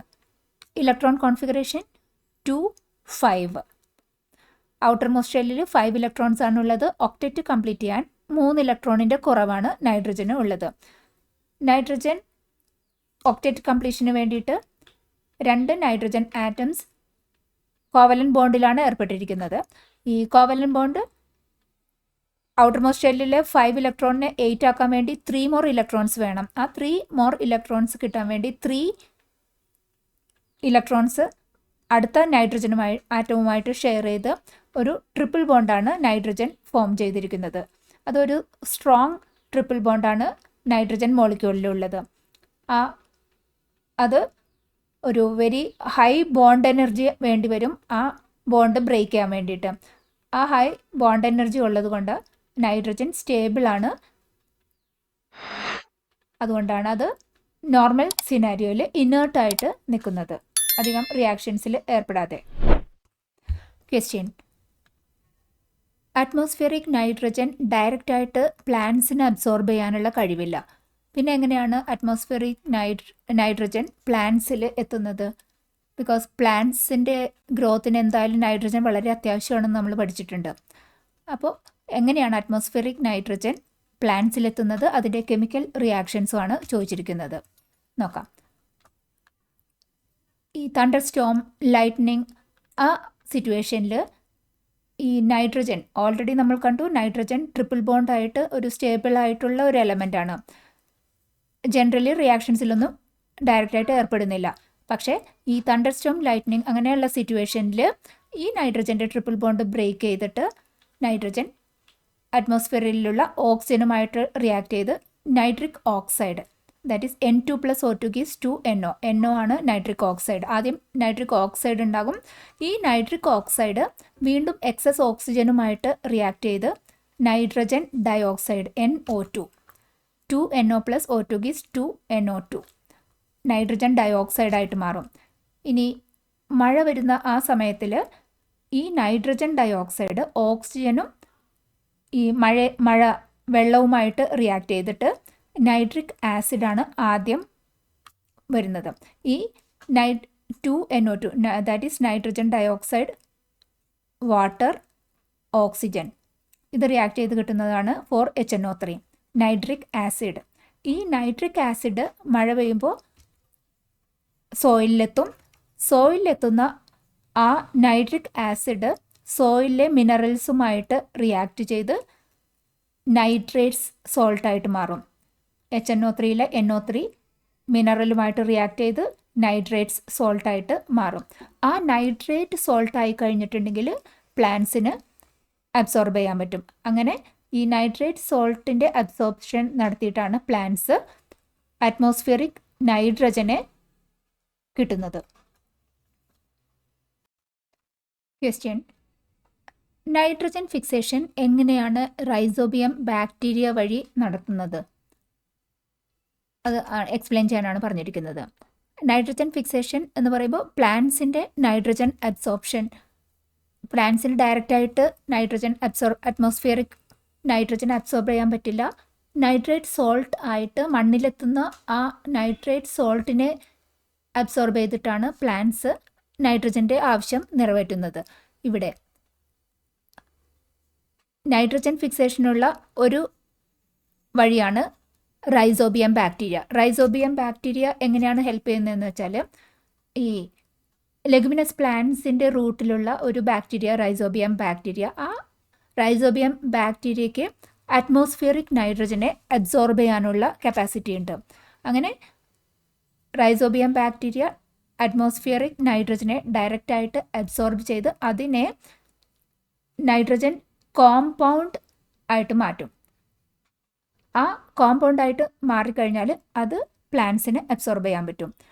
അപ്പോൾ റൈസോബിയം ബാക്ടീരിയ അറ്റ്മോസ്ഫിയറിക് നൈട്രജൻ ഡയറക്റ്റായിട്ട് അബ്സോർബ് ചെയ്ത് അതിനെ നമുക്ക് നൈട്രജൻ കോമ്പൗണ്ടായി കിട്ടിയാൽ പ്ലാന്റ്സിന് അബ്സോർബ് ചെയ്യാൻ പറ്റും. ഇങ്ങനെയാണ് റൈസോബിയം ബാക്ടീരിയ നൈട്രജൻ ഫിക്സേഷന് ഹെൽപ്പ് ചെയ്യുന്നത്. Question: compare organic and chemical fertilisers. Organic ഫെർട്ടിലൈസേഴ്സും കെമിക്കൽ ഫെർട്ടിലൈസേഴ്സും കമ്പയർ ചെയ്യാനാണ് പറഞ്ഞിരിക്കുന്നത്. പ്ലാന്റ്സിൻ്റെ ആവശ്യമായ ലാർജ് എമൗണ്ട്സിൽ ആവശ്യമായ ആ ന്യൂട്രിയൻസൊക്കെ നമ്മൾ സപ്ലൈ ചെയ്യുന്നത് ഓർഗാനിക് ഓർ കെമിക്കൽ ഫെർട്ടിലൈസേഴ്സ് ഉപയോഗിച്ചിട്ടാണ്. രണ്ടിനും മെറിറ്റ്സ് ഉണ്ട്, ഡിമെറിറ്റ്സും ഉണ്ട്. നമുക്ക് നോക്കാം. ആദ്യം ഓർഗാനിക് ഫെർട്ടിലൈസേഴ്സ്. ഓർഗാനിക് ഫെർട്ടിലൈസേഴ്സിൻ്റെ ഗുണങ്ങൾ എന്തൊക്കെയാണെന്ന് വെച്ചാൽ, അത് എക്കോ ഫ്രണ്ട്ലി ആണ്. അതായത് എൻവയൺമെൻറ്റിന് ഒരു പ്രശ്നങ്ങളൊന്നും ഉണ്ടാക്കുന്നില്ല, എക്കോ ഫ്രണ്ട്ലി ആണ്. Original nature of the soil, മണ്ണിൻ്റെ ആ ഘടനേനെ ഒന്നും മാറ്റമൊന്നും വരുത്തില്ല ഓർഗാനിക് ഫെർട്ടിലൈസേഴ്സ്. മണ്ണിലുള്ള ചെറിയ മൈക്രോ ഓർഗാനിസംസിനെ ഒന്നും നശിപ്പിക്കുകയൊന്നുമില്ല ഈ ഓർഗാനിക് ഫെർട്ടിലൈസേഴ്സ് ഉപയോഗിച്ചാൽ. ഒട്ടും പൊല്യൂഷൻ ഇല്ലാത്തതാണ്. ഇനി അതിൻ്റെ ഡീമെറിറ്റ്സ്, ദോഷങ്ങൾ എന്തൊക്കെയാണെന്ന് വെച്ചാൽ, വളരെ സ്ലോയിലാണ് പ്രവർത്തിക്കുകയുള്ളൂ. ന്യൂട്രിയൻസ് കിട്ടി അതിൽ നിന്ന് പ്രൊഡക്ടിവിറ്റി ഉണ്ടാക്കുക, അങ്ങനെ എല്ലാ ഇതിനും ഇത്തിരി ടൈം ഡിലേ ഉണ്ടാകും ഓർഗാനിക് ഫെർട്ടിലൈസേഴ്സ് ഉപയോഗിക്കുന്ന സിറ്റുവേഷനിൽ. പിന്നെ കൂടുതൽ എമൗണ്ട് ഓഫ് ഫെർട്ടിലൈസർ യൂസ് ചെയ്യേണ്ടി വരും ഓർഗാനിക് ഫെർട്ടിലൈസേഴ്സ് ഉപയോഗിക്കുമ്പോൾ. അപ്പോൾ നല്ല അധികം ക്വാണ്ടിറ്റിയും ആവശ്യമായിട്ടിരിക്കുന്നത്. ഇനി കെമിക്കൽ ഫെർട്ടിലൈസേഴ്സ് നോക്കുവാണെങ്കിൽ, കെമിക്കൽ ഫെർട്ടിലൈസേഴ്സിൻ്റെ ഗുണങ്ങളെന്ന് വെച്ചാൽ നന്നായിട്ട് നല്ല ഈൽഡ് കിട്ടും, നല്ല പ്രൊഡക്ടിവിറ്റി നന്നായിട്ട് കൂട്ടാൻ പറ്റും, ഈസിലി അവൈലബിൾ ആയിരിക്കും. നമുക്ക് കെമിക്കലി ഉണ്ടാക്കുന്നതായത് കാരണം നമുക്ക് അവൈലബിലിറ്റി എൻഷുർ ചെയ്യാൻ പറ്റും. നൈട്രജൻ, ഫോസ്ഫറസ്, പൊട്ടാഷ്യം, അങ്ങനെ 3 മേജർ ന്യൂട്രിയൻസ് ഈ കെമിക്കൽ ഫെർട്ടിലൈസേഴ്സ് വഴി നമുക്ക് എളുപ്പത്തിൽ സപ്ലൈ ചെയ്യാൻ പറ്റും. പക്ഷേ കെമിക്കൽ ഫെർട്ടിലൈസേഴ്സിൻ്റെ ദോഷങ്ങൾ എന്തൊക്കെയാണെന്ന് വെച്ചാൽ, organic structure of the soil destroy ചെയ്യും. മണ്ണിലുള്ള ഈ കെമിക്കൽ ഫെർട്ടിലൈസേഴ്സ് ഉപയോഗിച്ച് കഴിയുമ്പോൾ മണ്ണിലുള്ള ആ മൈക്രോ ഓർഗാനിസത്തിനെല്ലാം ലൈഫിന് പ്രശ്നമാകും. പിന്നെ സോയിലിൻ്റെ ആസിഡിറ്റി കൂട്ടും. അങ്ങനെ കംപ്ലീറ്റ്ലി ഒരു പൊല്യൂഷൻ ഇൻക്രീസ് ചെയ്യുകയാണ് ഈ കെമിക്കൽ ഫെർട്ടിലൈസേഴ്സ് ചെയ്യുന്നത്. അപ്പോൾ നമ്മൾ യൂഷ്വലി നോക്കുന്നത് ഒരു ബാലൻസ്ഡ് യൂസ് ഓഫ് ഓർഗാനിക് ഫെർട്ടിലൈസേഴ്സും കെമിക്കൽ ഫെർട്ടിലൈസേഴ്സുമാണ് നമുക്ക് ഓപ്റ്റ് ചെയ്യേണ്ടത്. എക്സസ് ആകാൻ പാടില്ല കെമിക്കൽ ഫെർട്ടിലൈസേഴ്സിൻ്റെ ഉപയോഗം. പക്ഷേ നമ്മുടെ ആവശ്യത്തിനുള്ള പ്രൊഡക്ടിവിറ്റിക്ക് വേണ്ടി അത്യാവശ്യം വേണ്ട രീതിയിൽ മാത്രം കെമിക്കൽ ഫെർട്ടിലൈസേഴ്സ് ഉപയോഗിക്കുക, ബാക്കി ഓർഗാനിക് ഫെർട്ടിലൈസേഴ്സ് ഉപയോഗിക്കുക. ഒരു ബാലൻസ്ഡ് അപ്രോച്ചാണ് നല്ലത്. ക്വസ്റ്റ്യൻ: നൈട്രജൻ്റെ ഉപയോഗങ്ങൾ എന്തൊക്കെയാണ്? ഒന്നാമത്തേത്, അമോണിയയുടെ പ്രിപ്പറേഷന് വേണ്ടിയിട്ട് നൈട്രജൻ ആവശ്യമാണ്. നൈട്രജൻ പ്ലസ് ഹൈഡ്രജൻ ആണ് അമോണിയ NH3 ആകുന്നത്. അപ്പോൾ നൈട്രജൻ ഒരു റിയാക്റ്റൻ്റാണ് അമോണിയയുടെ പ്രിപ്പറേഷനിൽ. പിന്നെ നൈട്രോജനിയസ് ഫെർട്ടിലൈസേഴ്സ്, നൈട്രജൻ അടങ്ങിയ ഫെർട്ടിലൈസേഴ്സിൻ്റെ നിർമ്മാണത്തിന് വേണ്ടിയിട്ട് പ്രിപ്പറേഷന് വേണ്ടി നമ്മൾ ഉപയോഗിക്കുന്നത് നൈട്രജൻ വേണം. ഇനി നൈട്രജൻ ലിക്വിഡ് ഫോമിൽ ആക്കിയുള്ളത് ഒരു റെഫ്രിജറൻ്റ് ആയിട്ടും ഉപയോഗിക്കുന്നുണ്ട്, അതായത് തണുപ്പിക്കുന്നതിനുള്ള. ദെൻ ടയേഴ്സിൽ ഒക്കെ എയറിന് പകരം നൈട്രജൻ ഫില്ലിംഗ് ചെയ്യാറുണ്ട്. പിന്നെ ഫുഡ് പാക്കറ്റ്സിലേക്ക് ഓക്സിജൻ പ്രസൻസ് അവോയ്ഡ് ചെയ്യാൻ വേണ്ടിയിട്ട് നൈട്രജൻ വെച്ചിട്ട് ഫില്ല് ചെയ്യും, അതിൻ്റെ ലൈഫ് കൂട്ടാൻ വേണ്ടി. ക്വസ്റ്റ്യൻ: സം മെറ്റൽസ് അതിൻ്റെ ലസ്റ്റർ ഷൈനിങ് കുറച്ച് സമയം കഴിയുമ്പോൾ അത് നഷ്ടപ്പെടുന്നു, അതിൻ്റെ കാരണമാണ് ചോദിച്ചിരിക്കുന്നത്. സാധാരണ മെറ്റൽസ് അത് കുറച്ച് നാൾ കഴിഞ്ഞ് കഴിയുമ്പോഴേക്കും അത് ഓക്സിജനുമായിട്ട് റിയാക്ട് ചെയ്ത് മെറ്റൽ ഓക്സൈഡ്സ് ഉണ്ടാകും. മെറ്റലിൻ്റെ ഔട്ടർ സർഫസിൽ മെറ്റൽ ഓക്സൈഡ്സ് ആയിട്ട് മാറും. ഈ thin layer of metal oxide layer ഈ മെറ്റലിന് ചുറ്റും നിൽക്കുമ്പോൾ അതാണ് ഈ അതിൻ്റെ ഷൈനിങ് നഷ്ടപ്പെടുന്നത്, ലസ്റ്റർ നഷ്ടപ്പെടുന്നത് ആ മെറ്റൽ ഓക്സൈഡിൻ്റെ പ്രസൻസ് ആണ്. സാധാരണയായി അയൺ, കോപ്പർ, സിൽവർ അതെല്ലാം കുറച്ച് നാൾ കഴിയുമ്പോഴേക്കും മെറ്റലിൻ്റെ ആ ഇനിഷ്യലി ഉള്ള ആ ഷൈനിങ് മെറ്റൽ ഓക്സൈഡിൻ്റെ ഫോർമേഷൻ വരുന്നത് കൊണ്ടാണ് നഷ്ടപ്പെടുന്നത്. ക്വസ്റ്റ്യൻ: ഓക്സിജൻ്റെ ഉപയോഗങ്ങൾ എന്തൊക്കെയാണ്? ഓക്സിജൻ മെയിൻലി കത്താൻ വേണ്ടി, കമ്പഷന് വേണ്ടി ഹെൽപ്പ് ചെയ്യുന്ന എലമെൻ്റാണ് ഓക്സിജൻ. ഇനി ഓക്സിഡൈസിങ് ഏജൻ്റായിട്ട് ഉപയോഗിക്കുന്നു. റോക്കറ്റ് ഫ്യൂവൽസിലൊക്കെ ഓക്സിജൻ സപ്ലൈ കൊടുക്കുന്നതിനുള്ള ആ ഓക്സിഡൈസിങ് ഏജൻറ്റിനെ ഉപയോഗിക്കുന്നത് ഓക്സിജൻ. ആർട്ടിഫിഷ്യൽ റെസ്പിറേഷൻ ഓക്സിജൻ വേണം. ഓക്സി അസറ്റിലിൻ ഫ്ലെയിം, അത് വെൽഡിങ്ങിന് ഉപയോഗിക്കുന്ന ഫ്ലെയിമാണ് ഓക്സി അസറ്റിലിൻ ഫ്ലെയിം. ഓക്സി അസറ്റിലിൻ ഫ്ലെയിമിൻ്റെ നിർമ്മാണത്തിനും ഓക്സിജൻ ആവശ്യമാണ്. ക്വസ്റ്റ്യൻ: അറ്റ്മോസ്ഫിയറിലുള്ള ഓസോണിൻ്റെ എമൗണ്ട് എങ്ങനെയാണ് മെയിൻറ്റെയിൻ ചെയ്യുന്നത്, ബാലൻസ് ചെയ്തു പോകുന്നത് എങ്ങനെയാണെന്നാണ് എക്സ്പ്ലെയിൻ ചെയ്യാൻ പറഞ്ഞിരിക്കുന്നത്. ആൻസർ: ഓസോൺ എന്നാൽ O3 ആണ്. ഈ O3 ഫോം ചെയ്യുന്നത് ഒരു 3 ഓക്സിജൻ ആറ്റംസ് O3 ആണ്. ഇത് മെയിൻലി കാണുന്നത്, ഈ ഓസോൺ മെയിൻലി ഉള്ളത് സ്ട്രാറ്റോസ്ഫിയറിലാണുള്ളത്. എങ്ങനെയാണ് ഈ ഓസോൺ ഫോം ചെയ്യുന്നത് എന്ന് വെച്ചാൽ, അറ്റ്മോസ്ഫിയറിക് ഓക്സിജൻ ഈ അൾട്രാവയലറ്റ് UV റേഡിയേഷൻ അബ്സോർബ് ചെയ്തിട്ട് സ്പ്ലിറ്റ് ചെയ്ത് ഓക്സിജൻ ആറ്റംസായി O2 മാറി 2 ഓക്സിജൻ ആറ്റമായിട്ടും ആദ്യം മാറും. ഇനി ഈ ഓക്സിജൻ ആറ്റം ഫോം ചെയ്ത ആ ഓക്സിജൻ വീണ്ടും അറ്റ്മോസ്ഫിയറിക് ഓക്സിജൻ മോളിക്യൂളുമായിട്ട് വീണ്ടും കമ്പൈൻ ചെയ്തിട്ട് O3 ആകുകയാണ് ചെയ്യുന്നത്. അപ്പോൾ ഓക്സിജനെ സ്പ്ലിറ്റ് ചെയ്യാൻ ഹെൽപ്പ് ചെയ്തത് UV റേഡിയേഷനാണ്. ഈ UV റേഡിയേഷൻ വഴി ഓക്സിജൻ സ്പ്ലിറ്റ് ചെയ്ത് 2 ഓക്സിജൻ ആറ്റമായി ആ ഓക്സിജൻ ആറ്റം വീണ്ടും ഓക്സിജനുമായിട്ട് കമ്പൈൻ ചെയ്താണ് ഓസോൺ O3 ആയിട്ട് മാറുന്നത്. O2 സ്പ്ലിറ്റ് ചെയ്ത് 2 ഓക്സിജൻ ആറ്റം, ആ ഓക്സിജൻ ആറ്റം ഓക്സിജനുമായിട്ട് റിയാക്ട് ചെയ്ത് O3 ഓസോണായി. കമ്പൈൻഡ് റിയാക്ഷൻ ഒരുമിച്ച് എഴുതുകയാണെങ്കിൽ 3O2 UV റേഡിയേഷൻ്റെ പ്രസൻസിൽ റിയാക്ഷൻ നടത്തി 2 ഓസോൺ O3, ഇതാണ് കമ്പൈൻഡ് നടക്കുന്നത്. ആക്ച്വലി നടക്കുന്നത് ഈ സ്റ്റെപ്പ് വഴി. കമ്പൈൻഡ് ആയിട്ട് എഴുതിയാൽ ഇങ്ങനെ എഴുതാം: 3O2 gives 2O3 ഓസോണായി. ഇനി ഈ ഓസോൺ ഇതൊരു റിവേഴ്സിബിൾ റിയാക്ഷനാണ്. ഈ റിവേഴ്സിബിൾ റിയാക്ഷൻ എന്നാൽ ഈ ഓസോൺ വീണ്ടും UV റേഡിയേഷൻസ് അബ്സോർബ് ചെയ്ത് ഓക്സിജനിലേക്ക് മാറും. അപ്പോൾ ഇതൊരു ഓക്സിജൻ ഓസോൺ ആകും. വീണ്ടും UV റേഡിയേഷൻ്റെ പ്രസൻസിൽ റിവേഴ്സിബിൾ റിയാക്ഷൻ നടന്ന് ഓസോൺ വീണ്ടും ഓക്സിജൻ ആകും. ഇതൊരു സൈക്ലിക് പ്രോസസ്സ് ഇങ്ങനെ നടന്നുകൊണ്ടിരിക്കും. ഈ സൈക്ലിക് പ്രോസസ്സിൻ്റെ ഫലമായിട്ട് അറ്റ്മോസ്ഫിയറിലുള്ള ഓസോണിൻ്റെ എമൗണ്ട് ബാലൻസ്ഡ് ആയിട്ട് മെയിൻറ്റെയിൻ ചെയ്തുകൊണ്ടിരിക്കും. പിന്നെ ഈ ഓസോൺ ഈ UV റേഡിയേഷൻ അബ്സോർബ് ചെയ്തിട്ടാണ് ഈ ഓസോണിൻ്റെ ഈ കംപ്ലീറ്റ് ഈ റിവേഴ്സിബിൾ റിയാക്ഷൻ നടക്കുന്നത്. അപ്പോൾ ഈ ഹാംഫുൾ ആയിട്ടുള്ള അപകടകരമായ ഈ UV റേഡിയേഷൻ എർത്തിലേക്ക് വരുന്നത് തടയാനായിട്ട് ഓസോൺ ഇങ്ങനെയാണ് നമ്മളെ ഹെൽപ്പ് ചെയ്യുന്നത്. അതുകൊണ്ട് ഈ ഓസോണിനെ ഗ്രീൻ ഹൗസ് ഗ്യാസ് എന്നും പറയുന്നു. ക്വസ്റ്റ്യൻ: CFC എന്നാൽ എന്താണ്? എന്തുകൊണ്ടാണ് അത് എൻവയറൺമെൻറ്റിന് ദോഷമാണ്, ഹാംഫുൾ ആണ് എന്ന് പറയുന്നത് എന്തുകൊണ്ടാണ്? Answer: CFC chloro fluoro carbons. CFC എന്നാൽ അത് ക്ലോറിൻ, ഫ്ലൂറിൻ, കാർബൺ ഇത് മൂന്നും അടങ്ങിയ കോമ്പൗണ്ട്സിനാണ് CFC ക്ലോറോ ഫ്ലൂറോ കാർബൺസ് എന്ന് പറയുന്നത്. ഈ CFCs മെയിൻലി റെഫ്രിജറേറ്റേഴ്സിലും എയർ കണ്ടീഷൻസിലും ഒക്കെ കൂളിംഗ് ഇഫക്റ്റിന് വേണ്ടി ഉപയോഗിക്കുന്നതാണ്. കാരണം CFC നമുക്ക് ഈസി ആയിട്ട് ലിക്വിഫൈ ചെയ്യാനും കൂളിംഗ് ഇഫക്റ്റ് ഉണ്ടാക്കാനൊക്കെ ആ ഒരു ഈസിനെസ് വെച്ചിട്ട് CFCs റെഫ്രിജറേറ്ററിലും എയർ കണ്ടീഷനിലൊക്കെ ധാരാളമായിട്ട് ഉപയോഗിക്കുന്നു. അത് എങ്ങനെയാണ് നമുക്ക് ഹാംഫുൾ ആകുന്നതെന്ന് വെച്ചാൽ ഈ CFCs അറ്റ്മോസ്ഫിയറിൽ എത്തിക്കഴിഞ്ഞാൽ സ്ട്രാറ്റോസ്ഫിയറിൽ CFC എത്തിയാൽ അത് ക്ലോറിൻ റിലീസ് ചെയ്യും.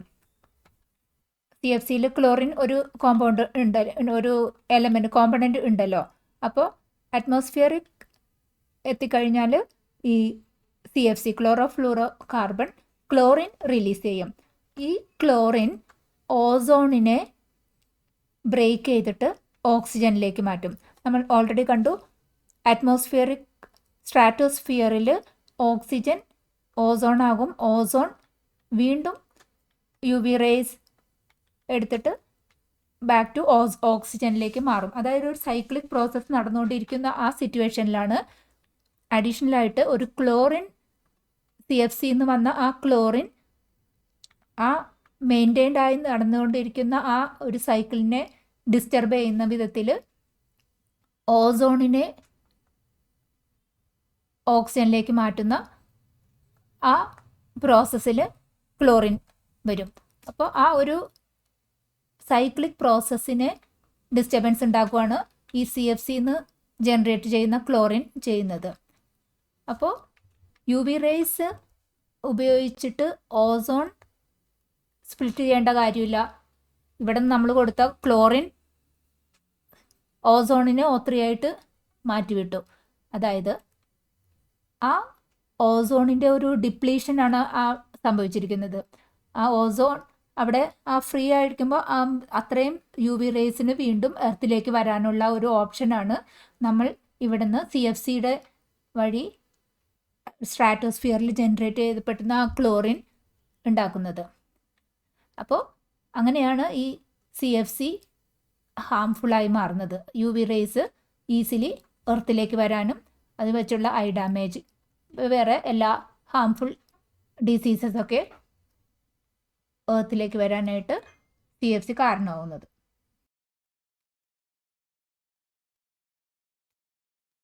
നെക്സ്റ്റ് ക്വസ്റ്റ്യൻ, ബ്ലീച്ചിങ് പൗഡർ എങ്ങനെയാണ് പ്രിപ്പയർ ചെയ്യുന്നത്? കെമിക്കൽ ഇക്വേഷനും ചോദിച്ചിട്ടുണ്ട്. ബ്ലീച്ചിങ് പൗഡർ CaOCl ട്വൈസ് അതാണ് കെമിക്കൽ ഫോർമുല. കാൽഷ്യം ഓക്സിക്ലോറൈഡ് അല്ലെങ്കിൽ കാൽഷ്യം ഹൈപ്പോക്ലോറൈറ്റ് അതാണ് ബ്ലീച്ചിങ് പൗഡർ. ഇത് പ്രിപ്പയർ ചെയ്യുന്നത് dry chlorine gas dry slaked ലൈമിൽ കൂടെ പാസ് ചെയ്തിട്ടാണ് ബ്ലീച്ചിങ് പൗഡർ ഉണ്ടാക്കുന്നത്. Dry chlorine gas dry slaked lime calcium hydroxide. Reaction ഇതാണ്. 2 calcium hydroxide plus 2Cl2 gives CaOCl twice. ഇതാണ് bleaching powder. Then CaCl2 plus 2H2O. Bleaching powder ഇങ്ങനെയാണ് prepare ചെയ്യുന്നത്. ഇനി non metals എന്ന ചാപ്റ്ററിലെ 1 word type questions. The scientist who discovered hydrogen. Hydrogen കണ്ടുപിടിച്ചത് ഏത് സയൻറ്റിസ്റ്റാണ്? Henry Cavendish. Hardest natural substance. നമുക്ക് അറിവുള്ളതിൽ ഏറ്റവും ഹാർഡ് ആയിട്ടുള്ള നാച്ചുറൽ ആയിട്ടുള്ള സബ്സ്റ്റൻസ് ഡയമണ്ട്. അത് കാർബണിൻ്റെ അലോട്രോപ്പാണ്. ഏത് ഗ്യാസാണ് പോപ്പ് സൗണ്ടോടുകൂടി അതിൻ്റെ പ്രസൻസ് കാണിക്കുന്നത്? ഹൈഡ്രജൻ കത്തുമ്പോഴാണ് പോപ്പ് സൗണ്ട് വരുന്നത്. ഒരു non metal that conduct electricity conduct ചെയ്യുന്ന ഒരു നോൺ മെറ്റലായിട്ടുള്ള എലമെൻറ്റ് ഗ്രാഫൈറ്റ്. കാർബണിൻ്റെ അലോട്രോപ്പായ ഗ്രാഫൈറ്റ് ഇലക്ട്രിസിറ്റി കണ്ടക്ട് ചെയ്യും. ക്വസ്റ്റ്യൻ, ഏത് സയൻറ്റിസ്റ്റാണ് ഓക്സിജനെ നെയിം ചെയ്തത്? ഓക്സിജനെ ആ നെയിം കൊടുത്തത് ലവോയിസിയർ ആണ്. A gas used for bleaching clothes. ക്ലോത്ത്സിനെല്ലാം ബ്ലീച്ചിങ് കൊടുക്കുന്നതിന് ഏത് ഗ്യാസാണ് ഉപയോഗിക്കുന്നത്? ക്ലോറിൻ. ക്ലോറിനാണ് ബ്ലീച്ചിങ് പ്രോപ്പർട്ടി ഉള്ളത്. ഹെവി വാട്ടർ, അത് ഏത് ഐസോട്ടോപ്പിൻ്റെയാണ്? ആ chemical formula of that isotope അത് ഡ്യൂട്ടീരിയം. ഹൈഡ്രജൻ്റെ ഐസോട്ടോപ്പായ ഡ്യൂട്ടീരിയമാണ് heavy water. Dash is only the natural occurring isotope of the element. ഏത് നാച്ചുറൽ ഒക്കറിങ്, പ്രകൃതിയിൽ തന്നെ നാച്ചുറലായിട്ട് ഉണ്ടാകുന്ന ഏത് എലമെൻറ്റിനാണ് ഒരു ന്യൂട്രോൺ പോലും ഇല്ലാത്തത്? ന്യൂട്രോൺ ഇല്ലാത്ത ഒരേ ഒരു എലമെൻറ്റ് ഹൈഡ്രജൻ്റെ പ്രോട്ടിയം എന്ന ഐസോട്ടോപ്പാണ്. അതിനകത്ത് ഒരു പ്രോട്ടോണും 0 ന്യൂട്രോൺസാണ് ന്യൂക്ലിയസിലുള്ളത്. Protium 0 neutron. ഒരു അലോട്രോപ്പ്, കാർബണിൻ്റെ ഏത് അലോട്രോപ്പാണ് നാനോ ടെക്നോളജിയിൽ ഉപയോഗിക്കുന്നത്? ഫ്യൂലറൻസ് അല്ലെങ്കിൽ ഗ്രാഫീനും നാനോ ടെക്നോളജിയിൽ ഉപയോഗിക്കുന്നതാണ്. Fullerenes or graphene. Along with hydrogen ഏത് ഗ്യാസാണ് അമോണിയയുടെ മാനുഫാക്ചറിന് ഉപയോഗിക്കുന്നത്? Nitrogen. Hydrogen plus nitrogen react ചെയ്തിട്ടാണ് അമോണിയ ഉണ്ടാകുന്നത്. Smell of bleaching powder is due to.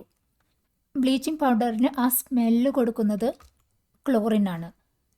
ക്ലോറിൻ്റെ ആ ഒരു പഞ്ചൻ സ്മെല്ല് നമുക്ക് പെട്ടെന്ന് അറിയാൻ പറ്റും. Chemical formula of marble. മാർബിളിൻ്റെ കെമിക്കൽ ഫോർമുല ഏതാണ്? Calcium carbonate, CaCO3. Solid carbon ഡൈ ഓക്സൈഡിനെ പറയുന്ന പേര് ഡ്രൈ ഐസ്. ഒരു മിക്സ്ചർ ഓഫ് 95% ഓക്സിജനും 5% കാർബൺ ഡൈ ഓക്സൈഡും, ആ മിക്സ്ചറിനെ പറയുന്ന പേര് ഡാഷ് കാർബോജൻ. കാർബോജൻ 95% ഓക്സിജനും 5% കാർബൺ ഡൈ ഓക്സൈഡുമാണ്. Acid formed when nitrogen dioxide dissolves in rain water. നമ്മൾ നൈട്രജൻ ഫിക്സേഷൻ ആ പോർഷനിൽ പഠിച്ചിട്ടുണ്ടായിരുന്നു. നൈട്രജൻ ഡയോക്സൈഡ് റെയിൻ വാട്ടറുമായിട്ട് മിക്സായിട്ട് മണ്ണിലെത്തി കഴിയുമ്പോൾ അത് എന്ത് ആസിഡായിട്ടാണ് മാറുന്നത്? Nitric acid HNO3. ക്ലോറിൻ ഗ്യാസിൻ്റെ കളറ് എന്താണ്? ഗ്രീനിഷ് യെല്ലോ ആണ് ക്ലോറിൻ ഗ്യാസിൻ്റെ കളറ്. സണ്ണിലെയും സ്റ്റാറിലെയും the main component of sun and stars hydrogen. ഹൈഡ്രജനാണ് യൂണിവേഴ്സിലെയും സണ്ണിലെയും സ്റ്റാറിലെല്ലാം ഏറ്റവും അബണ്ടൻറ്റ്, ഏറ്റവും കൂടുതലുള്ള എലമെൻറ്റ് ഹൈഡ്രജൻ. ഇനി a bond present in nitrogen molecule is. Nitrogen molecule ആകുമ്പോൾ അതിനകത്ത് ഏത് ബോണ്ടാണ്? Triple bond. 3 ഇലക്ട്രോൺസ് ഷെയറിംഗ് ആണ് അവിടെ ഉണ്ടായത്.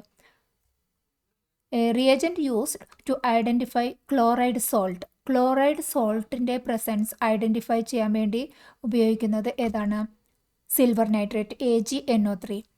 ഒരു തന്നിരിക്കുന്ന സോൾട്ട് ക്ലോറൈഡ് സോൾട്ട് ആണോ എന്ന് നമ്മൾ ടെസ്റ്റ് ചെയ്യാൻ വേണ്ടിയിട്ട് സിൽവർ നൈട്രേറ്റ് ആണ് ഉപയോഗിക്കുന്നത്, AgNO3. A gas that has described as inflammable air. Inflammable air എന്ന് പറയുന്ന ഡിസ്ക്രൈബ് ചെയ്യുന്ന ഗ്യാസാണ് ഹൈഡ്രജൻ. ഹൈഡ്രജൻ അത് പെട്ടെന്ന് തീ പിടിക്കുന്ന ഗ്യാസാണ്. Question: identify the type of reaction. സൺലൈറ്റിൻ്റെ പ്രസൻസിൽ ഹൈഡ്രജനും ക്ലോറിനും റിയാക്ട് ചെയ്ത് HCl ഉണ്ടാകുന്നു. ഹൈഡ്രജൻ ക്ലോറൈഡ് HCl ഉണ്ടാകുന്നു. ഈ റിയാക്ഷൻ ഏത് റിയാക്ഷന്? Hydrogen plus chlorine gives HCl. ഇത് കമ്പൈൻ ചെയ്തിട്ട് ഒരു സിംഗിൾ പ്രോഡക്റ്റ് ആയിട്ട് മാറിയിരിക്കുകയാണ്. ഹൈഡ്രജനും ക്ലോറിനും കമ്പൈൻ ചെയ്തിട്ട് ഇതൊരു കോമ്പിനേഷൻ റിയാക്ഷനാണ്. ഡയമണ്ടിൽ ഒരു കാർബൺ ആറ്റം ചുറ്റുപാടുമുള്ള എത്ര കാർബൺ ആറ്റവുമായിട്ടാണ് ബോണ്ടിങ്ങിൽ ഏർപ്പെടുത്തിയത്? ഡയമണ്ടിൽ കാർബണിൻ്റെ വാലൻസി 4 ആണ്. ആ 4 ഇലക്ട്രോൺസും ചുറ്റുപാടുമുള്ള 4 കാർബൺ ആറ്റവുമായിട്ട് ബോണ്ടിങ്ങിൽ ഏർപ്പെട്ടു. ഇത് 4 ആണ് ആൻസർ. അതായത് ഡയമണ്ടിൽ ഫ്രീ ഇലക്ട്രോൺസ് ഒന്നുമില്ല. ഔട്ടർ മോസ്റ്റ് ഷെല്ലിലെ 4 ഇലക്ട്രോൺസും ബോണ്ടിങ്ങിൽ ഏർപ്പെട്ടിട്ടുണ്ട് അടുത്ത കാർബൺ ആറ്റവുമായിട്ട്. ഇനി ഗ്രാഫൈറ്റിലെ ഒരു കാർബൺ ചുറ്റുപാടുള്ള 3 കാർബൺ ആറ്റവുമായിട്ട് മാത്രമാണ് ബോണ്ടിങ്ങിൽ ഏർപ്പെട്ടുള്ളത്. അതുകൊണ്ട് ഗ്രാഫൈറ്റിൽ 1 ഇലക്ട്രോൺ ഫ്രീ ഉണ്ട്. അതുകൊണ്ട് ഗ്രാഫൈറ്റ് ഇലക്ട്രിസിറ്റി കണ്ടക്ട് ചെയ്യും. Dash gas helps combustion. കമ്പസ്റ്റന് ഹെൽപ്പ് ചെയ്യുന്നത് ഏത് ഗ്യാസാണ്? ഓക്സിജൻ. ഓക്സിജൻ ഉണ്ടെങ്കിൽ മാത്രമേ കത്താൻ പറ്റുള്ളൂ. Dash is a greenish yellow coloured gas with pungent smell and denser than air. Greenish yellow എന്ന് പറയുമ്പോൾ തന്നെ ക്ലോറിൻ ആണെന്ന് ഓർക്കണം. പഞ്ചന്റ് സ്മെല്ലും ഉണ്ട്. Answer chlorine. Dash is used as a reducing agent in metallurgy. മെറ്റലർജിയിൽ ഒരു റെഡ്യൂസിങ് ഏജൻ്റായിട്ട് ധാരാളമായിട്ട് ഉപയോഗിക്കുന്നതാണ് carbon monoxide, CO. The product obtained when hydrogen burns in air. Hydrogen എയറിൽ ബേൺ ചെയ്യുമ്പോൾ ഹൈഡ്രജനും ഓക്സിജനും റിയാക്ട് ചെയ്താൽ എന്താ ഉണ്ടാവുക? H2O, water. ഇവിടെ dash is the phenomenon where the element exists in 2 or more different forms. ഒരു സെയിം എലമെൻറ്റ് 2 or more, 2 അതിലധികമോ ഡിഫറെൻറ്റ് ഫോംസിൽ പ്രസൻ്റായി എക്സിസ്റ്റ് ചെയ്യാൻ പറ്റുന്ന ആ ഒരു പ്രോപ്പർട്ടീനെ എന്താ പറയുക? അലോട്രോപ്പി.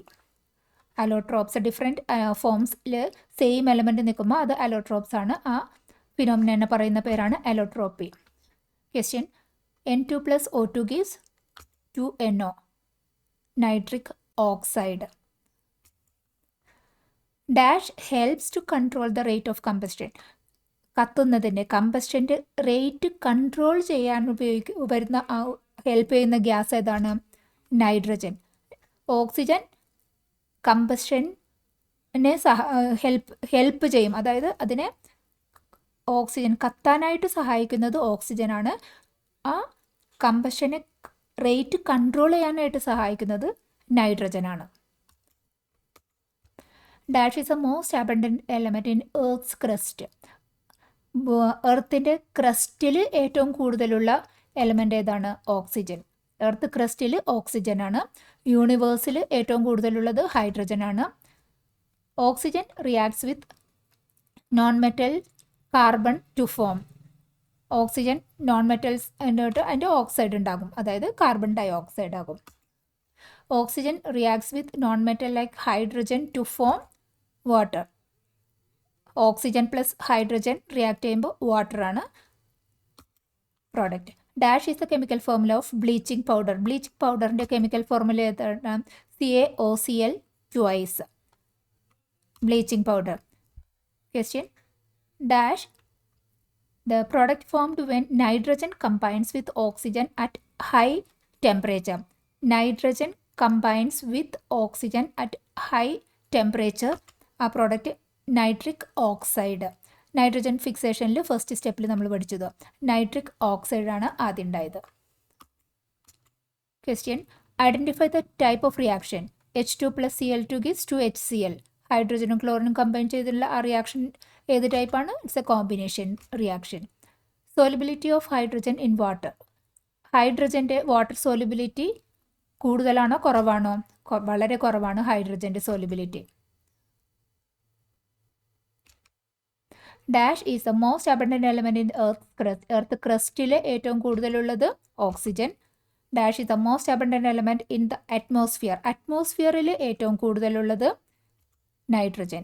അറ്റ്മോസ്ഫിയറിൽ നൈട്രജൻ, എർത്ത് ക്രസ്റ്റിൽ ഏറ്റവും കൂടുതലുള്ളത് ഓക്സിജൻ, യൂണിവേഴ്സിൽ ഏറ്റവും കൂടുതലുള്ളത് ഹൈഡ്രജൻ. അത് മറക്കാണ്ട് കൺഫ്യൂസ്ഡ് ആകാതെ ഓർക്കുക. Dash is the most abundant element in the universe, hydrogen.